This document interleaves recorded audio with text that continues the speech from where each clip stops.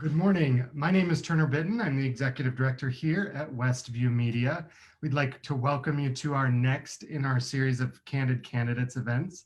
Today, we're joined by Dorothy Draper. Dorothy, I'd welcome you to join us here on camera.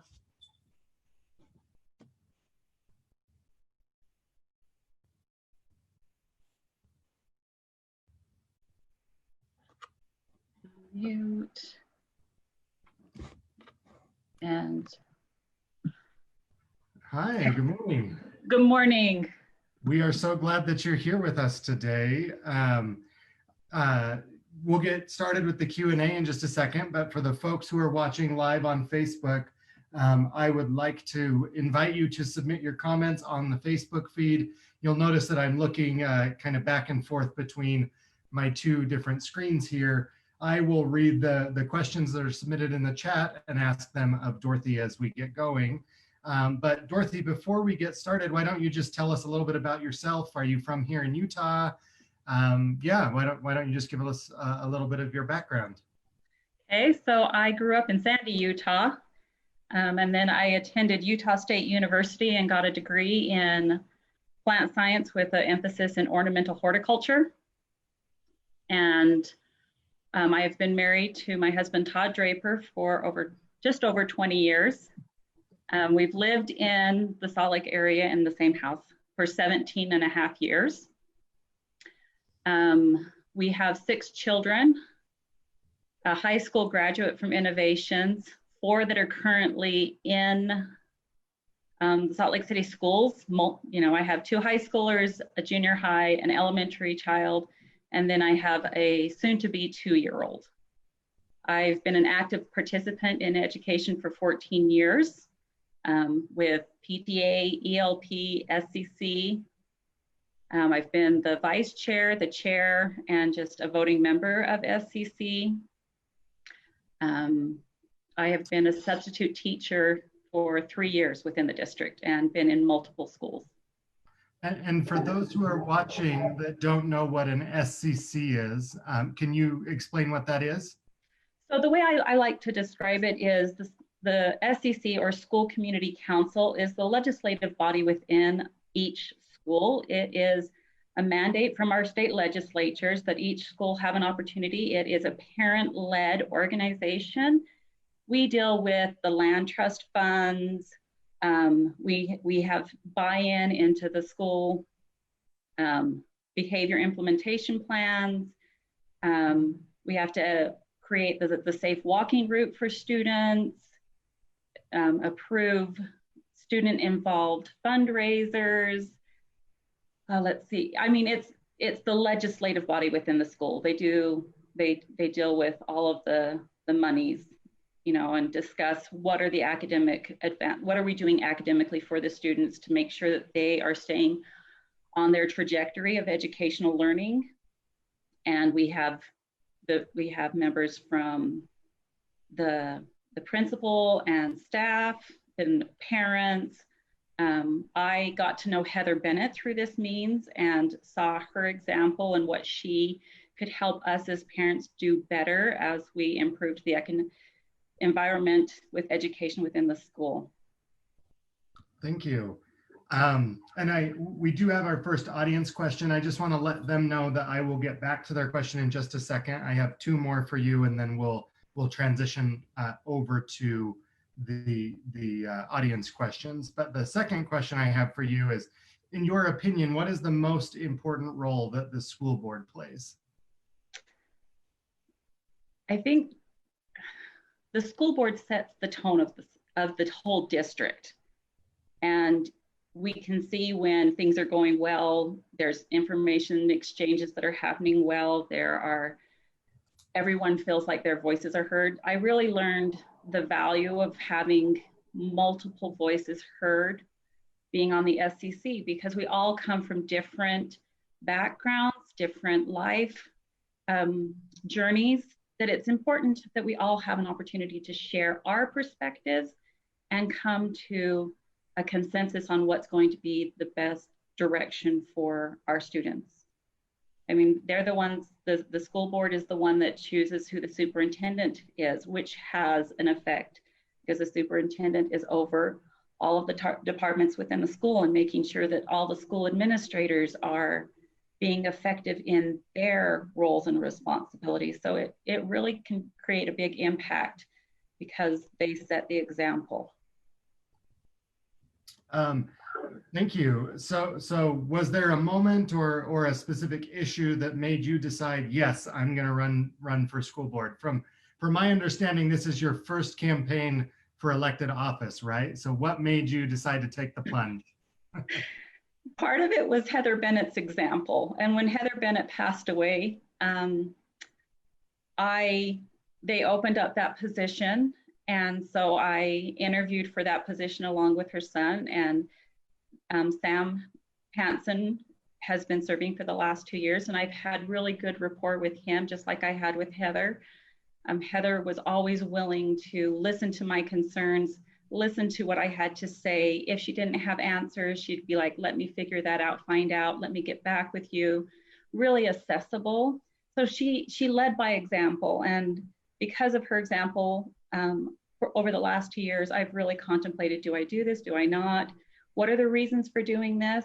And it pretty much came down to the fact that I'm invested in the schools for another 17 years.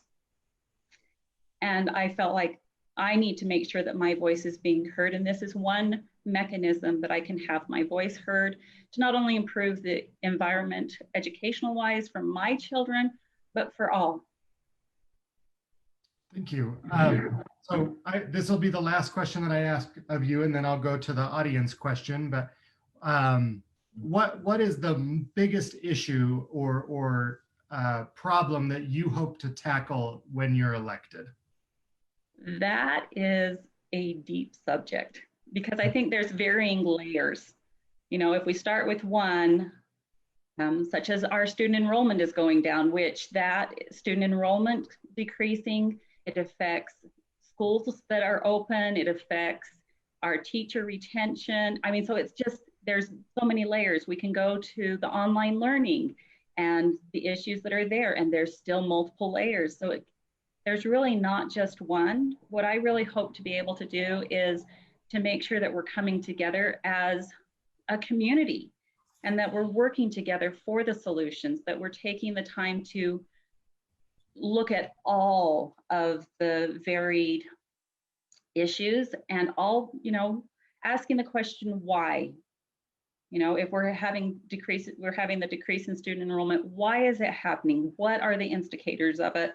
What can we then do about it? There's things that we can't control. COVID, we can't control what is happening health-wise in that it's here. But what can we control? What can we do to make the situation better? Thank you. So as you mentioned, there's a lot of different issues that you'll be tackling on the school board. And the first question that we got from the public, and I believe that it's from Ku is the name, and I apologize if I mispronounced that. But they ask, how do you feel about police officers in schools and the impact of the school to prison pipeline? So I've had that question a few times, and I've had an opportunity to speak with a police officer because of an incident that we had within our own family of my son being attacked on the playground, and it was not. It was a traumatic experience, not only for me as a mother that I wasn't able to protect my child, but also for my, at the time, first grader that witnessed this attack on my son. And we, given the age of the students, we felt we got direction actually from the medical personnel that we needed to involve the police. And when the legislative body has changed some of the rules about the involvement with the police within the schools. The House bill just went off my brain right now. But in essence, there's certain things that the police have to be involved with. And then there's things that it's just handled directly with the administration and district leaders. I think we just always have to have open communication lines. between all parties involved, whether we have to have the police involved or not, whether it is just with the administration and district. We need to have the lines of communication that are open, and that we are, it's really hard when there's emotions attached to it to separate the emotion out and look at the facts and what's going on and come to the best resolution possible. Because, you know, the mama bear for me came out, but I had to look at what's in the best interest of the student and my child. So, I mean, it's a deep subject. It's a hard one. You step on one side, you have groups that are upset with you. You step on the other side, and so I always try to gain an understanding of all the perspectives before I come to a firm conclusion about something. Okay, thank you for that. So I don't see other audience questions, so I'm going to go back to my list. And mine are a little bit more basic. I would invite the audience to continue submitting questions. If you have questions for Dorothy, I'll be sure to ask them. But my next question is, what do you think is, what are your qualifications, and what about your background makes you ready to be the next school board member from District 5? I think being on the school community council and working with a group of diverse individuals, we had parents from the ELP, so the extended learning program, that participated on it, and they had their perspectives. I've been both an ELP parent and a neighborhood parent of the school. And so I've got that perspective. I've lived in this community for 17 years. I had an opportunity to serve within the community for 2 years with individuals that were struggling with financial means and helping them, connecting them with resources that they needed. I kind of look at where we live, and it's halfway between the precinct. And I feel like with that, I've been able to see both sides and gain a better perspective and try, I really try to gain an understanding of where someone is coming from. Because if I can gain a better understanding of where someone is coming from, together we can come towards a resolution. Thank you. So one of the responsibilities that the next school board will have is replacing or appointing a superintendent. This is I believe the 4th time in as many years that they've done this. And I was just wondering what your general thoughts are on what type of person you'd like to see in that position, kind of how you view your role in terms of selecting the next superintendent. It is the school board's responsibility to hire the next superintendent. So I think you need to look at someone that what is the tone that they are going to set for the school. I'm really into responsible use of public funds, accountability, making sure that we are holding everyone accountable, you know, that the decisions that are being made are in the best interest of student achievement. So I think you have to look for someone that can multitask, because they're going to be over all of the principals of the schools and making sure that they are setting the correct tone and doing what they need to do within their schools. And, you know, we have such a diversity of schools that all of their needs are going to be different. You know, you can't compare one school to the other, because they're not both apples. They're apples and oranges and pears and grapes.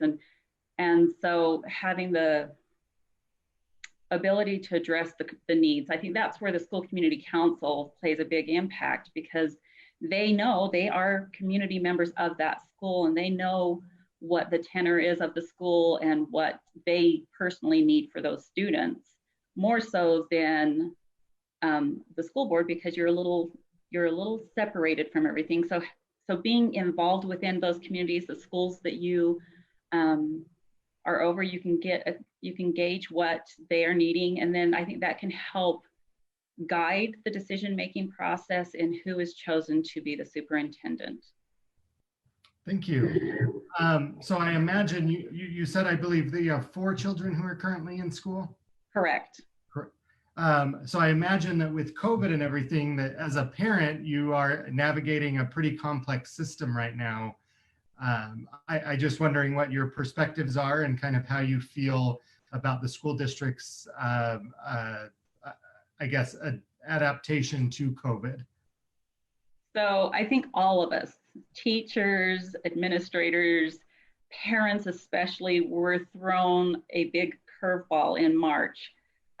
For our family, we've kind of gone the whole gamut of what we've experienced because I remember a conversation I had with school support as the school year was ending. And I said, you know, all of these kids have experienced a lot of trauma, even the adults. You know, they've got a pandemic, they have parents who've had job losses and the financial insecurity that has come with that. Then they experienced an earthquake, some of them for the first time, and the anxiety. I know our youngest son slept on our floor for a whole entire month because he was just he had such anxiety. Then we've had this hurricane force wind that knocked power out for a long time for some families. And we've experienced a lot of unknowns this year. And I've tried to make sure that I'm flexible with things because my children are watching me for direction from me. And so I am trying to model flexibility, a willingness to look at all sides, finding the positives even when it's not what we want. And so I had two kids that did brilliantly in the spring with going online, and I had two children that struggled. My daughter, who's at West, she just was like, she couldn't wrap her head around being in school online because she's not with her friends, she's not associating with the teachers. And so it was a real struggle for her. And then also for my son, he needs more of that structure because of his ADHD. And so he just needs that structure. And so they really struggled in the spring. And so I've talked to teachers throughout the summer even. And so when this school year started, I had all four of them online ready to start. And then school was canceled because of things beyond our control. And we just went, okay, we will just roll with it. And last week, so we're now a week into school, if you will, and there's still hiccups. There's still, you know, my third grader, Mom, I need help with this. And then there's, as a parent, I'm having to be a lot more aware of what they're doing. And I appreciate that the teachers are communicating a lot. I feel like a lot more. I sat through the back to school nights, and I was impressed with the structure that has been put in place for these students. It's not a perfect world we're in. The perfect world would be we are all back in school and we're having those face-to-face interactions with our peers and with our teachers. And that's not the world we live in right now. So we have to be flexible. We have to be willing to look at things as a whole, not just what would I like, but what's in the best interest of the community and the whole district. And for me, I have a little varied perspective. My sister works for IHC. She's been over all of the remote COVID testing sites. And if you don't mind, I'll share, it was a Primary Children's Hospital came out with their school return statement. And some of the things that I really appreciate about it is they recognize the importance of school on a child's mental, emotional, social, and physical development. At the same time, we also know the considerable risk that COVID-19 presents to the community and the potential impacts of allowing children back to classroom, play areas, and gyms while implementing adequate safety measures is challenging. And I think we have to look at the evidence-based stuff. We have to look to the medical professionals that are dealing with these this issue, because they're learning more and more as it goes on. And so we have to, it's new for all of us, not just us as individuals, but for the medical professionals. And so we have to be flexible. That's the biggest thing I can say, is the flexibility is key, because otherwise we're getting upset over things we cannot control. What can we control? We can control our behaviors. We can control how we approach the situation, and our children are watching how we're approaching the situation. So, and we really do have to listen to all sides, because we all have different perspectives, and be willing to be open and hearing all perspectives. Thank you.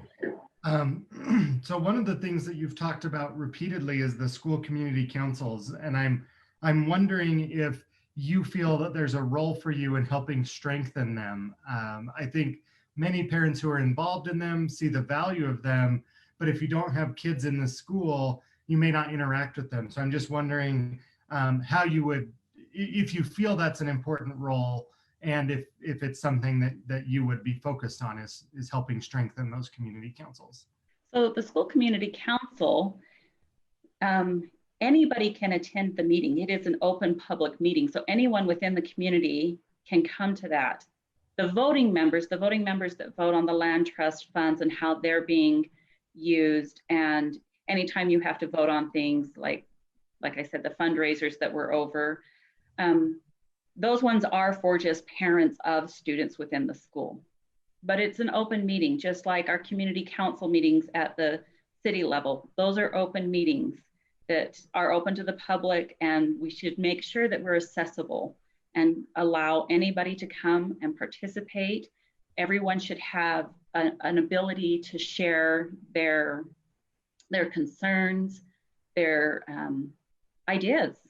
You know, it's through our diversity that we can really get some amazing solutions to our problems that we have within our communities, not just the schools themselves, but our communities as a whole, is when we listen, and that we listen with openness to those perspectives, and allow all of us, we all have an impact within our realm of influence. And so, you know, anytime I've met parents and they said, oh, I need to bring this issue up with the PTA, I'd be like, well, actually, that's something that should come to the school community council, because these are the reasons why.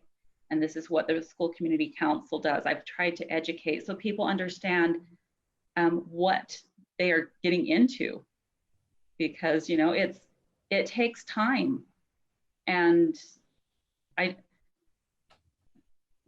school community councils play a vital role in education. Thank you. We have a couple more audience questions. The first one is from Jacob, and he asks, do you think that we should stay online only, or should we be moving toward a modified in-person class?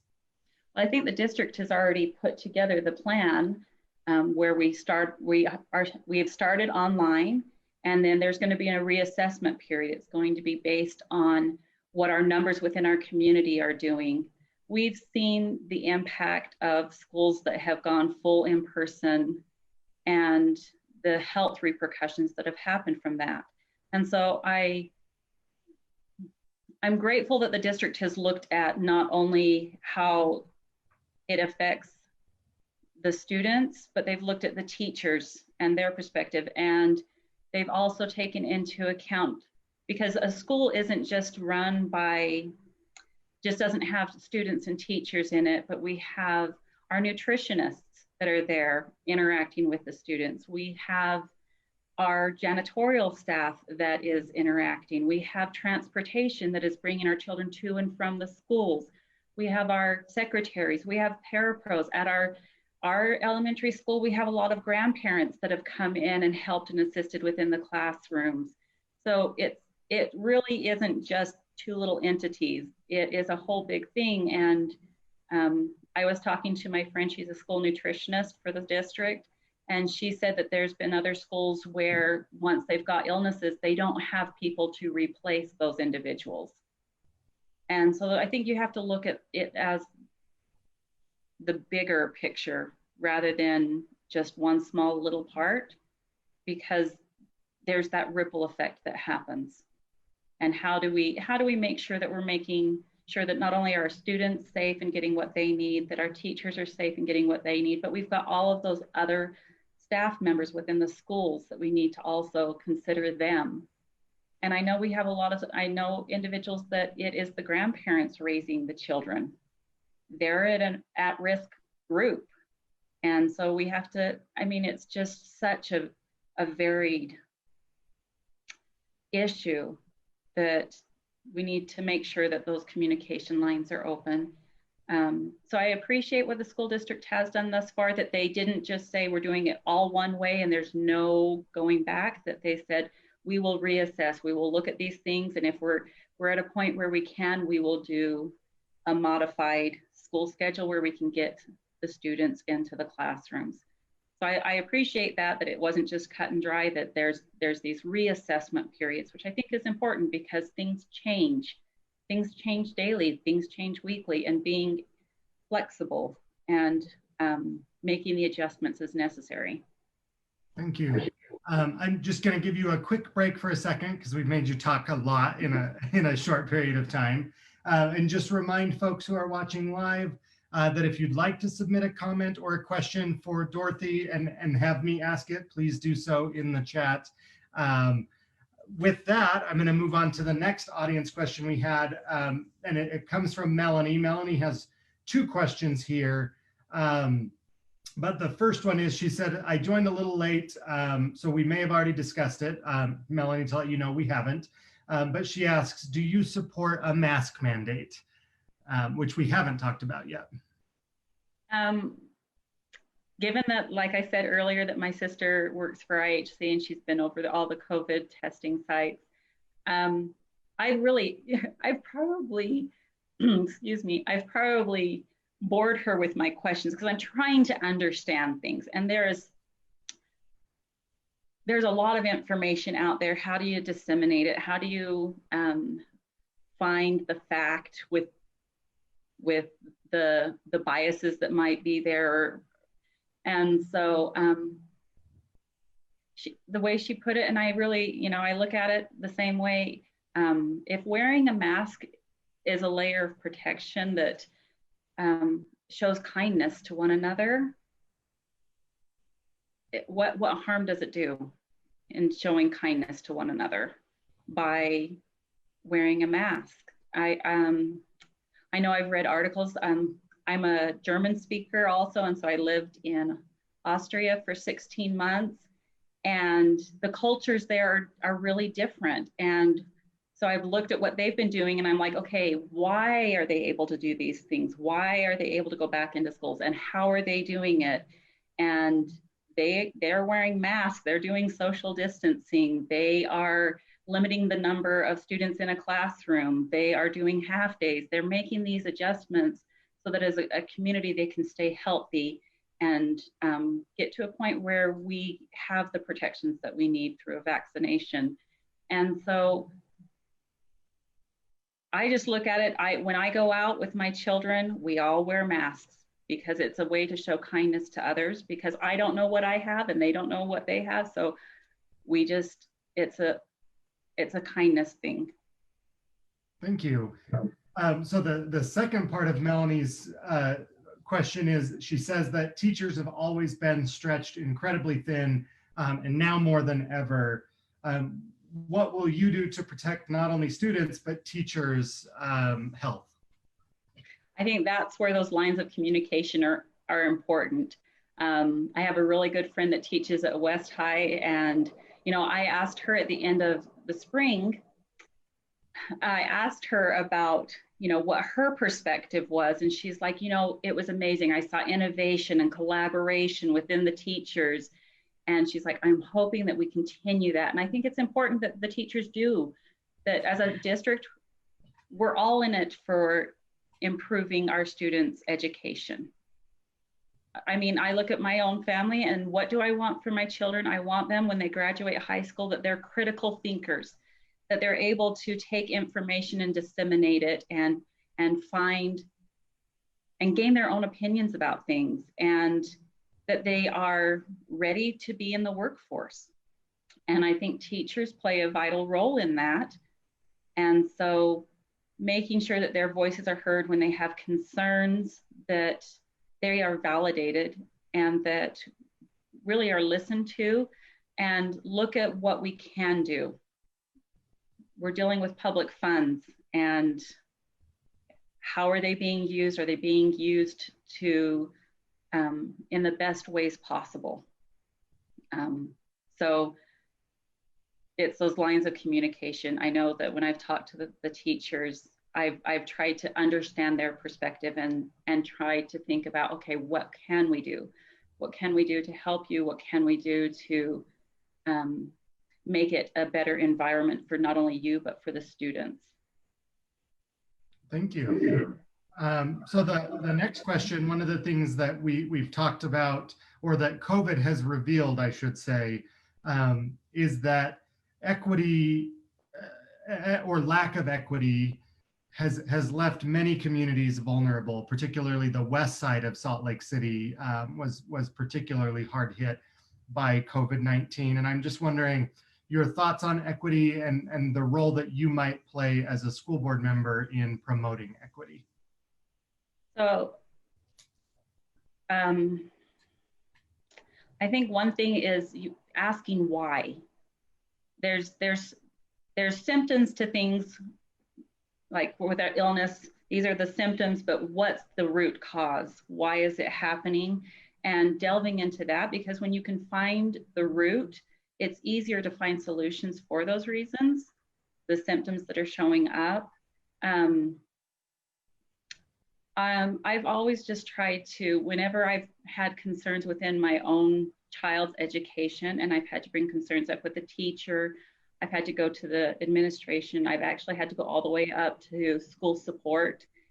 And I wasn't only thinking about how is my child affected, but I really thought of, if my child is experiencing this, how many other children are experiencing this also and don't know where to go, and their parents don't know where to go. So I've tried to advocate not only for my child, but thinking of all the children. How is what we're doing as a district impacting all the students, and what can we do to alleviate or make the situation better for the underrepresented students?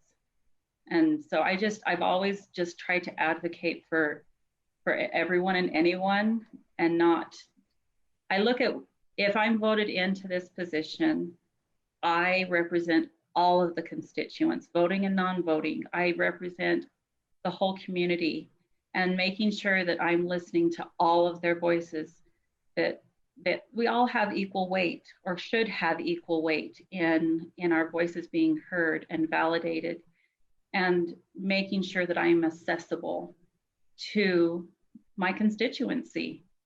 They need to be able to hold me accountable. And so it's finding out the reasons why things are happening, what can we control, and how do we work within the means that we have. Thank you. So you've mentioned holding you accountable multiple times throughout our conversation, and I appreciate that.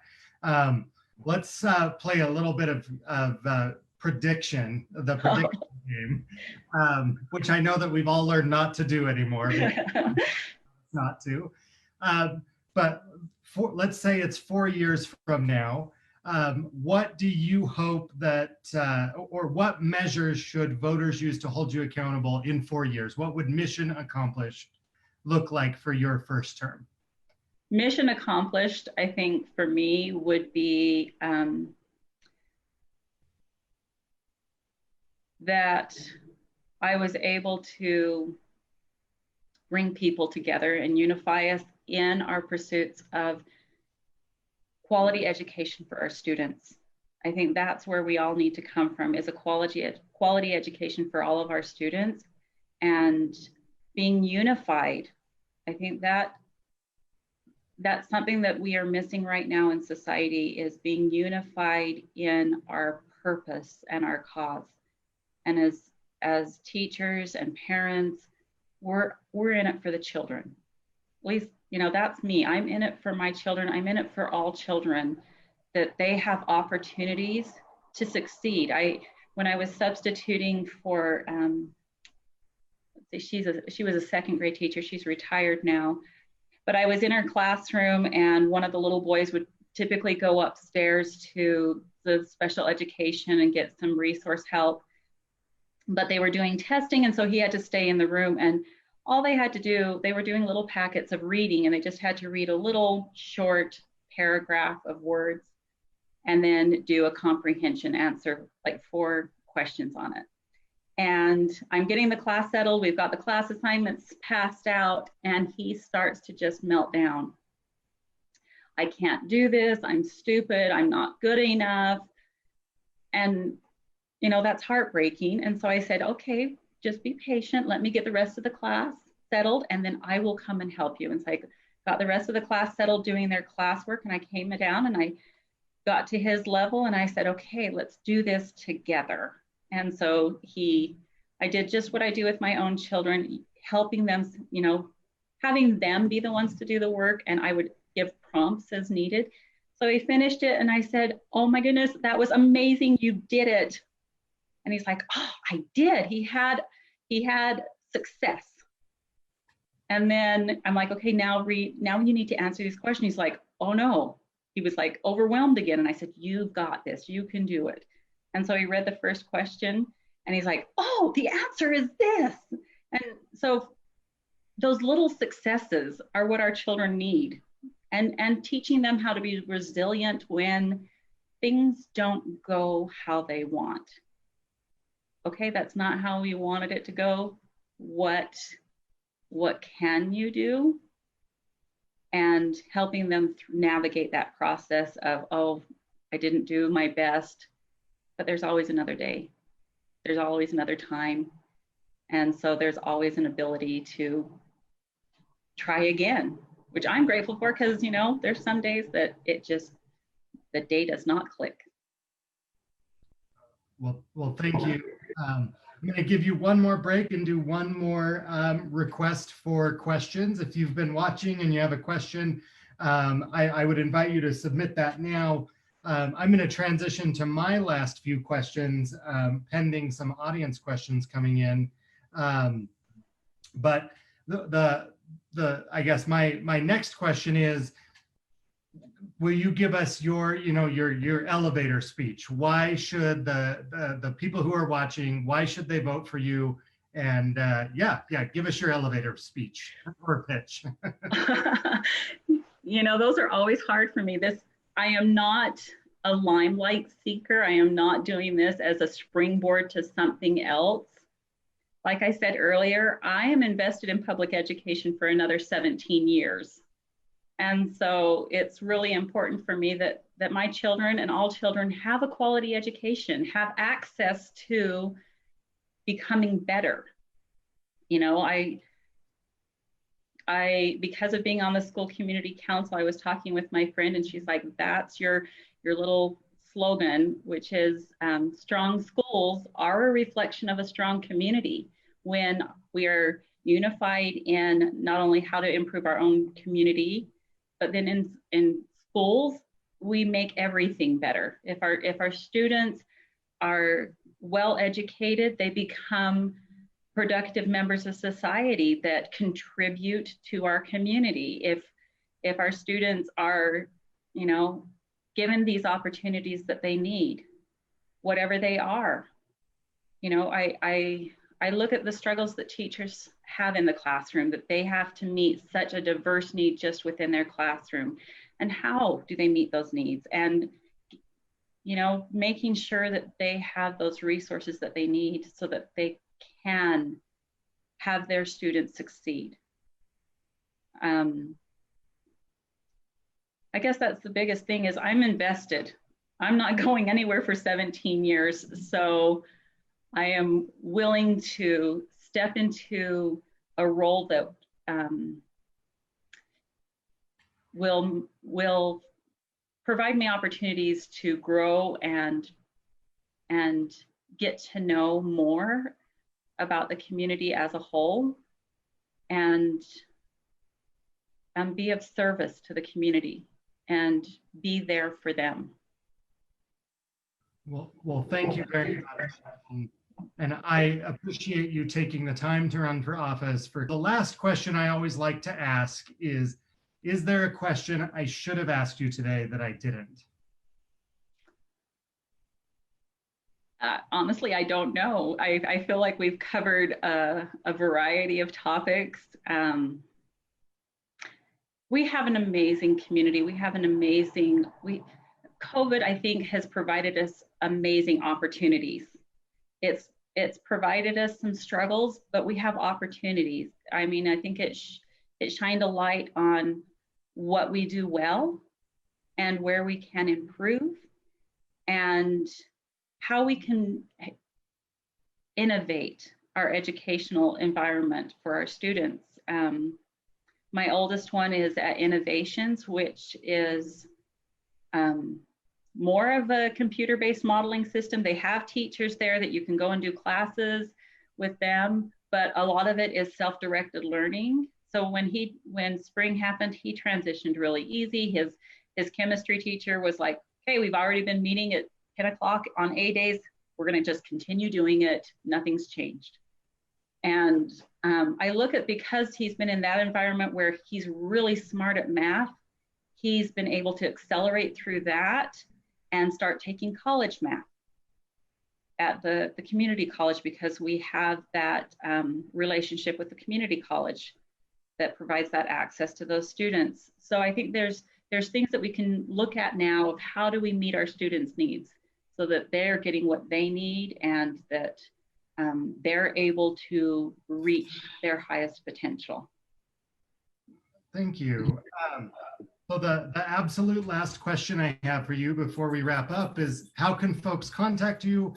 What's your website, and where would you send folks to get more information about your candidacy? So I have a Facebook page. You can find it at Dorothy R. Draper SLC. I have a website, dorothyRdraper.org. On my Facebook page, there is my phone number. I'm always willing to speak on the phone. And then they can reach me at my email address, contact@dorothyRdraper.org. So those are some ways that they can get a hold of me. Thank you. I'm just putting these in the chat for those that are watching live on Facebook. But is there, before we sign off, is there anything else you'd like to add or that we didn't cover? I know I already asked that, but just wanted to make sure. I appreciate the opportunity to speak with you and to the individuals that you represent. You are the community council chair for the area. So I appreciate the opportunity to speak. And I really just feel free to reach out to me. I want to be able to, I'm really into understanding things, and it's in our communications that we gain a better understanding of things. And so feel free to contact me. I will respond. Given that I have 5 kids at home right now, the oldest one is away. Be patient, because I may not be able to answer immediately because I have other obligations in addition to running a campaign. But don't hesitate to reach out. Let me know, concerns, things that you would, if you'd like to know me better or anything like that. There's those ways that you can contact me. Well, thank you so much. And thank you to the folks who watched live and submitted questions. These events are recorded, so a recording will be made available after we've finished. And I just want to thank you for taking the time to run for office and for spending your morning here with us. I've made sure to put your contact information in the chat, and we'll make sure that it's provided with the recording when we publish that too. Thank you for your time, Turner. I appreciate it. Yep, you take care. Thank you. You too. Bye-bye. Bye.